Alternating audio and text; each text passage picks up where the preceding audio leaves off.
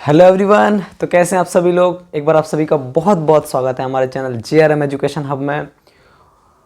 तो कैसे हैं आप सभी लोग। मैं आशा करता हूं कि आपकी हेल्थ और स्वास्थ्य बहुत अच्छा होगा। तो जैसा कि आप सभी जानते हैं कि बोर्ड एग्ज़ाम्स बहुत नज़दीक आ गए हैं और हम सब का एक ही टारगेट है कि हम अपने बच्चों को, अपने स्टूडेंट्स को ज़्यादा से ज़्यादा अच्छे मार्क्स, अच्छा रिजल्ट गेन करा पाएँ, अच्छा रिजल्ट बनवा पाएँ उनका। ठीक है। तो आज बच्चों हम क्लास 12th का केमिस्ट्री का प्रैक्टिकल लेकर आए हैं।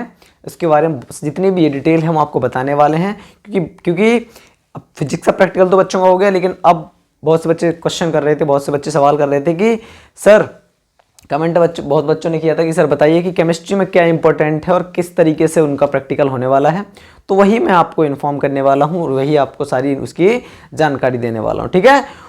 तो बच्चों, सबसे पहले मैं आपको बताना चाहूँगा कि क्लास 12th का जो प्रैक्टिकल है केमिस्ट्री का, वो शायद 27th में है, 27 जन को है शायद, उससे आगे पीछे थोड़ा बहुत होगा। ठीक है। तो उसमें जो बहुत ज़्यादा इंपॉर्टेंट चीज़ें हैं वो आपके लिए फैक्ट मैं आपको बताने वाला हूँ कि क्या ज़रूरी है और किस तरीके से आपका प्रैक्टिकल होने वाला है।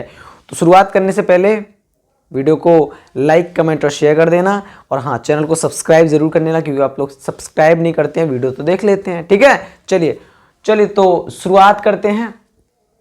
तो देखिए, आपका जो एवेल्युएशन स्कीम जो होने वाली है एग्जामिनेशन की, प्रैक्टिकल एग्जामिनेशन की जो स्कीम होने वाली है, आपको पता ही है बाहर से एग्जामिनर आने वाले हैं आपके लिए, और जो आपको एग्जाम में किसका देंगे, नंबर देने वाले हैं। ठीक है। तो आपका 30 मार्क्स का प्रैक्टिकल होता है, आपको पता है, और बाकी आपको जो थ्योरी होती है वो 70 मार्क्स का आपका एग्जाम होगा, जो CBSE बाद में जो आपके एग्जाम होंगे 15 फेब से, वो आपका 70 मार्क्स का होने वाला है केमिस्ट्री का एग्जाम, और जो आपका प्रैक्टिकल है वो 30 मार्क्स का होता है। इसी तरीके से फिजिक्स में भी होता है, लेकिन इसका क्राइटेरिया जो है, जो इसका मार्क्स का जो डिस्ट्रीब्यूशन है वो थोड़ा सा डिफरेंट है। देखिए, तो आपका जो वॉल्यूमेट्रिक एनालिसिस जो है बेटा, वो 8 मार्क्स की होने वाली है। कितने मार्क्स की है बेटा?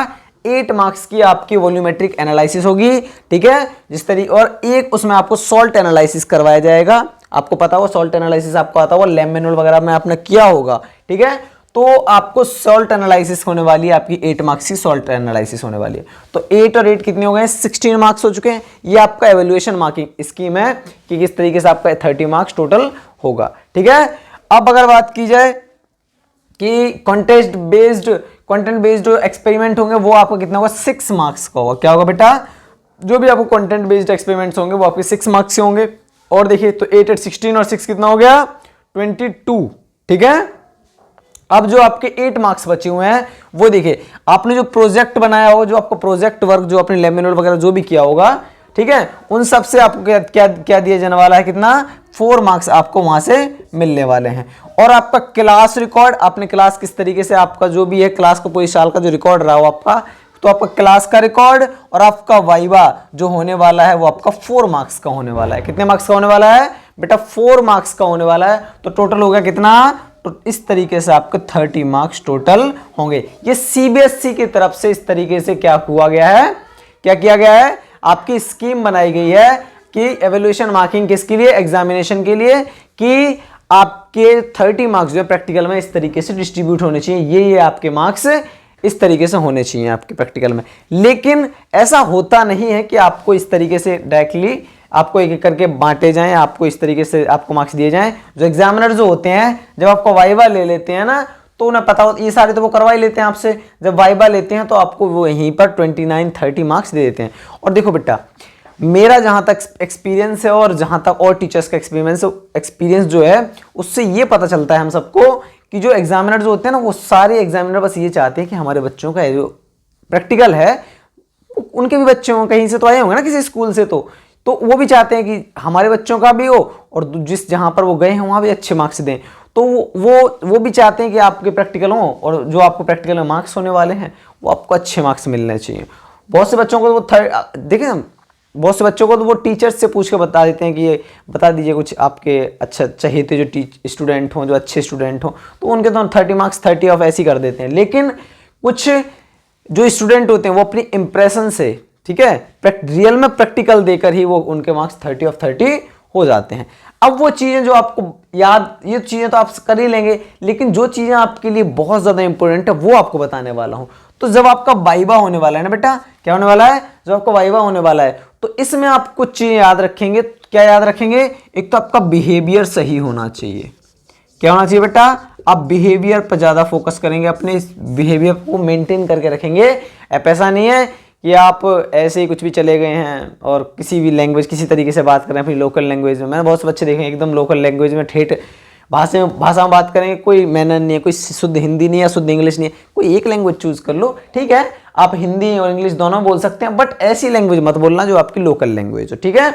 उस तरीके से आप, और थोड़ा सा बिहेवियर आपका इस तरीके से होना चाहिए कि लगे सामने वाले को कि हाँ थोड़ा सा ये समझदार बच्चा है, ठीक है। और थोड़ा सा रिस्पेक्ट करना, रिस्पेक्ट लगना चाहिए कि हाँ रिस्पेक्टेबल है बच्चा, ठीक है, थोड़ा सा रिस्पेक्टफुली बात कर रहा है, ठीक है। तो आपका बिहेवियर वहां पर अच्छा होना चाहिए, तभी आपका वाइवा ठीक होने वाला है, ठीक है।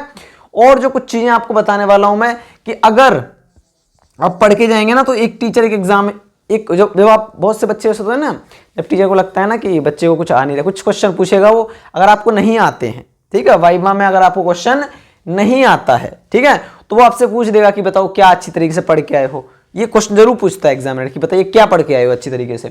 तो आप बता देना कोई एक आध चैप्टर जो आपको बहुत अच्छा लगता हो, इलेक्ट्रोकेमिस्ट्री वगैरह या जो भी आपको चैप्टर अच्छा लगता हो, ठीक है, तो वो आपसे पूछ लेगा, उससे रिलेटेड अगर आपने चैप्टर बता दिया ना तो वो उससे रिलेटेड आपसे पूछ देगा, ठीक है। तो वो आप इस तरीके से कोई एक चैप्टर, एक या दो चैप्टर आप अच्छी तरीके से रिवाइज करके जाइए। और अगर टीचर पूछता है, अगर एग्जामिनर पूछता है कि सर कि बेटा अगर तुम्हें कोई अच्छा चैप्टर आता है तो वहाँ बता दो, हम उससे पूछ लेंगे, ठीक है। वो आपसे जरूर पूछेगा बेटा क्या पढ़ के आए हो अच्छी तरीके से। तो आप इस तरीके से कोई एक चैप्टर सजेस्ट कर सकते हो ना, बता देना कि सर हम इसको अच्छी तरीके से पढ़ गए हैं, आप इससे हमसे क्वेश्चन पूछ लीजिए, हम बता देंगे, ठीक है। तो इस तरीके से वाइवा पे आपका अच्छा इंप्रेशन पड़ सकता है, ठीक है। और जो बातें जो इंपॉर्टेंट रखने वाली हैं, अगर आप लोग आपको कुछ ऐसा चैप्टर है जिसमें बहुत कुछ चीजें अच्छी लिख लगती हो, कुछ चीजें कुछ ऐसी इंपॉर्टेंट हो, या फिर कुछ एक्टिविटी आपको अच्छी लगती हो, कुछ एक्सपेरिमेंट आपने लैब मैनुअल में या सॉल्ट कुछ भी इसमें किया हो, अगर आपने जो लैब मैनुअल में किया है उसमें अगर कुछ अच्छा लगता हो तो आप उसे चार्ट पेपर बनाकर लेके जाना। कोई भी एक्सपेरिमेंट हो चार्ट पेपर पर बनाकर लेके जाना, अच्छी तरीके से डेकोरेट करके, और स्केच पेन से बना लेना, कुछ ज़्यादा कलरफुल थोड़ा सा बना लेना बस, और बॉर्डरिंग कर देना उसकी चार्ट पेपर की, और वो जाकर आप लेके जाना कि सर हम इसको बनाकर लाए हैं, थोड़ा सा अच्छा पढ़ के आए थे हम, ठीक है, और हम इसके बारे में आपको जो भी है इसके बारे में अच्छी तरीके से पढ़ के आए। तो आपको ये चीज़ है ना, अब देखो एग्जामिनर के पास इतना टाइम तो होता नहीं है कि सिर्फ आपको ही लेके बैठा रहे, तो आपका चार्ट पेपर देखेगा, आपसे उससे एक दो क्वेश्चन पूछ लेगा, फिर हो सकता है आपका नंबर ही ना आए, हो सकता है दूसरे बच्चों से पूछता रहे, तो हो सकता है आपका जो चार्ट पेपर है इसी से आपसे वो क्वेश्चन पुट कर ले। तो इस तरीके से आपको चार्ट पेपर बना के ले जाओ, ठीक है, और आप वहाँ दिखा देना, उन्हें दिखा जरूर देना, चाहे कैसे भी सही, कि सर हम चार्ट पेपर बना के लाए हैं, इसमें से मैंने ये किया था एक्सपेरिमेंट तो मुझे अच्छा लगा था, इस तरीके से। नहीं ओवर स्मार्ट डिग्री नहीं दिखानी है कि सर हमें एक्स्ट्रा बना के, नहीं, तो कहना सर थोड़ा सा पढ़ा था तो मैंने सोचा कि चार्ट पेपर पर लेके चलूँ शायद, तो ये चाहे तो आप देख सकते हैं एक बार, इससे आप मुझसे चाहें तो इससे भी कोई क्वेश्चन पूछ सकते हैं, मैं इसे थोड़ा अच्छी तरीके से पढ़ गया, तो इससे आप इंप्रेशन अच्छा पड़ता है थोड़ा सा, है ना, एग्जामिनर पे, क्योंकि वो भी चाहते हैं कि बच्चों के एग्जामिनर, बच्चों के जो प्रैक्टिकल हैं उसके मार्क्स वो अच्छे देकर ही जाएं, ठीक है बेटा। तो आपको वाइवा में बिहेवियर वगैरह अपने ये चार्ट पेपर वगैरह देख लेना, ठीक है, और जो भी क्वेश्चन पूछें उस अगर नहीं आता है तो सॉरी सर बोलकर और कह सकते हैं कि सर कोई दूसरा क्वेश्चन पूछ लीजिए, ये नहीं आता, लेकिन बोलने का जो तरीका है ना आपको, जो बात करने का जो बिहेवियर जो आपका है, जो बात करने का जो वे है आपका, वो अच्छा होना चाहिए, ठीक है। उसमें नहीं लगना चाहिए किसी को कि हाँ ये थोड़ा सा ओवर हो रहा है या फिर एक्स्ट्रा ऑर्डिनरी हो रहा है, वो चीज़ें आपको नहीं दिखनी चाहिए, ठीक है। तो ये कुछ चीज़ें थी जो मुझे आपको बतानी थी। प्रैक्टिकल में जो भी आप पढ़ के जाएंगे, जितना भी पढ़ के जाएंगे, आप हेजिटेट नहीं होना, दूसरी बात आप हेजिटेट बिल्कुल नहीं होना है, बस जितना पढ़ के जाएंगे कॉन्फिडेंस रहें उस चीज़, ओवर कॉन्फिडेंस गलत बात है, लेकिन कॉन्फिडेंट आपको रहना है उस चीज़ पे, ठीक है।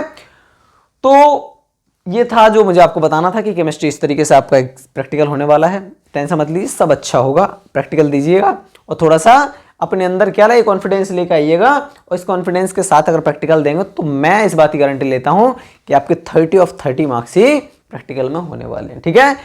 अगली स्लाइड हम अगली वीडियो लाने वाले हैं आजकल में वाइवा से रिलेटेड, एक दो दिन में आ जाएगी आपके 27 से पहले ले आएंगे आपके केमिस्ट्री के प्रैक्टिकल से, और आप वाइवा के कुछ क्वेश्चन हम इंपॉर्टेंट आपको देंगे जो मोस्टली जो एग्जामिनर पूछते हैं, तो वो आपके लिए बहुत ज़्यादा इंपॉर्टेंट होने वाले हैं। तो आप इस तरीके से आप इसे कर लेना, कोई प्रॉब्लम नहीं है, हो जाएगा, ठीक है। तो वो वीडियो आप ज़रूर देखिएगा, ठीक है, बहुत जल्दी आने वाली हो वीडियो।